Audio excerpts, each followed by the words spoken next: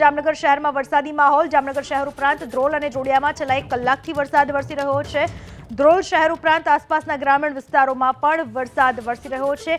જામનગર જિલ્લામાં ધોધમાર વરસાદ ધ્રોલ અને જોડિયા બંને તાલુકાઓમાં વરસાદ વરસી રહ્યો છે। વરસાદ વરસતા વિઝિબિલિટી પણ ખૂબ જ ઘટી ચૂકી છે। લોકોમાં આનંદની લાગણી છે, કારણ કે અસહ્ય ઉકળાટ અને બફારા બાદ જ્યારે વરસાદ વરસ્યો ત્યારે હાલમાં લોકો રાહતનો શ્વાસ ગરમીમાંથી અનુભવી રહ્યા છે। પણ નીચાણવાળા વિસ્તારોમાં પાણી પણ ભરાયા। દ્રશ્યોમાં જોઈ શકાય છે કે રસ્તા જાણે નદી બની ગયા હોય એ પ્રકારના દ્રશ્યો જોવા મળ્યા છે। સમગ્ર જામનગર જિલ્લામાં ક્યાંક ઓછો તો ક્યાંક વધુ વરસાદ વરસી રહ્યો છે। ગ્રામ્ય વિસ્તારમાં પણ વરસાદ વરસી રહ્યો છે।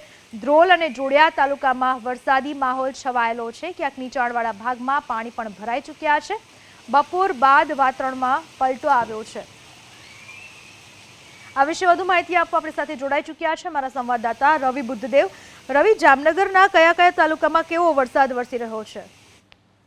બિલકુલ, વાત કરવામાં આવે તો જામનગર શહેર સહિત જામનગર આસપાસના ગ્રામીણ વિસ્તારો છે તેમાં બપોરથી વરસાદી માહોલ વચ્ચે વરસાદી ઝાપટાઓ છે તે જોવા મળી રહ્યા છે। જો વાત ધ્રોલ તાલુકાની કરવામાં આવે તો છેલ્લા 2 કલાક એટલે લગભગ 2 થી 4 વાગ્યા સુધીમાં 2.25 ઇંચ વરસાદ છે તે ધ્રોલમાં પડ્યો છે।